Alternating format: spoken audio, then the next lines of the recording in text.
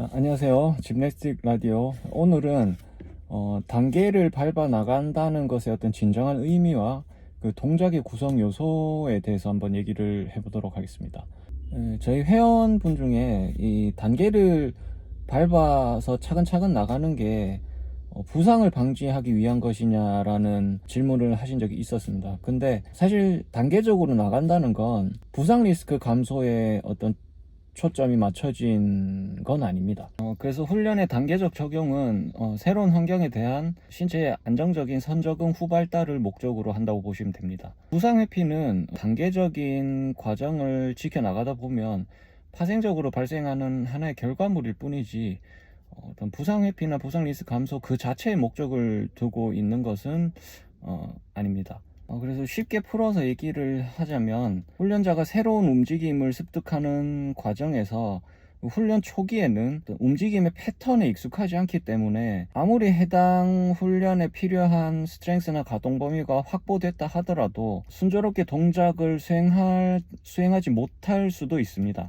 동작의 패턴이라고 하는 것은 동작의 시작, 중간, 마무리 전체를 포함하는 어떤 동작의 역학적 원리를 말하는 거고요. 그래서 훈련자는 이 동작의 패턴을 수행하는 과정에서 충분히 머릿속으로 해당 동작의 원리를 이미지화할 수 있어야 됩니다. 또 해당 동작의 역학적 원리, 그러니까 동작 패턴을 반복하는데 이 신체가 정확하고 기계적으로 어떤 동작의 원리에 반응할 만큼 반복 훈련을 거치셔야 됩니다.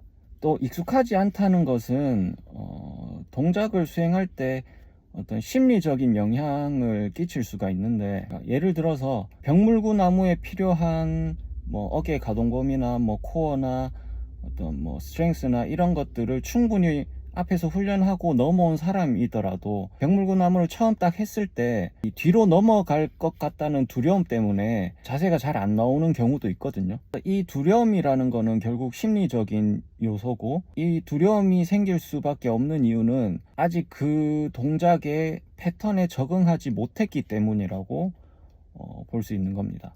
그러면 동작의 패턴에 적응하지 못하는 이유는 크게 세 가지가 있는데, 첫 번째로는 그 동작에 필요한 기본적인 요건, 가동 범위와 스트렝스 같은 것들이 아직 만들어지지 않았기 때문에, 혹은 그런 기본 요소는 만들어졌지만 동작 패턴에 아직 적응이 안 돼서 그 동작에 대한 어떤 이해가 아직 부족할 때, 혹은 그 두 가지가 다 섞여 있을 때, 그래서 이 세 가지 이유가 있을 수 있고요. 그래서 우리가 이런 기본적인 논리 과정을 따라갔을 때 얻을 수 있는 결론은, 동작에 필요한 요소는 첫 번째, 가동 범위와 스트렝스와 같은 기본 신체 요소, 두 번째, 동작의 패턴, 아까 말했던 동작의 역학적 원리, 그 세 번째가 심리적 안정감입니다. 이 세 가지 요소들 간에는 반드시 순서대로 작용을 합니다. 이게 역으로 작용한다거나 뒤섞여서 작용을 할 수는 없거든요. 논리적으로 잘 따라가 보시면 그런 결론을 얻을 수 있습니다. 그래서 심리적 안정감을 위해서는 동작의 패턴에 적응하는 것이 필요하고, 동작의 패턴에 적응하기 위해서는 그 동작에 필요한 가동 범위나 스트렝스와 같은 기본적인 요소가 필요한 겁니다. 이거는 서로 이렇게 역학적인 관계를 이루고 있거든요. 그래서 이런 논리 과정을 통해서 자신의 훈련을 점검해 볼 필요가 있습니다.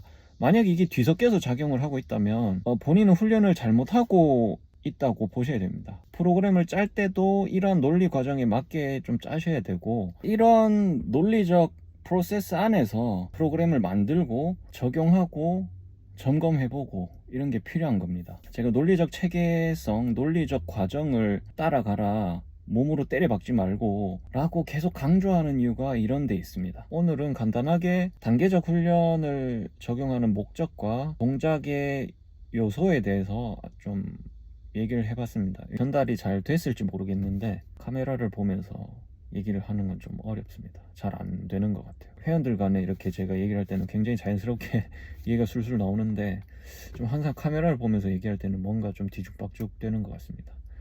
하여튼 이상입니다.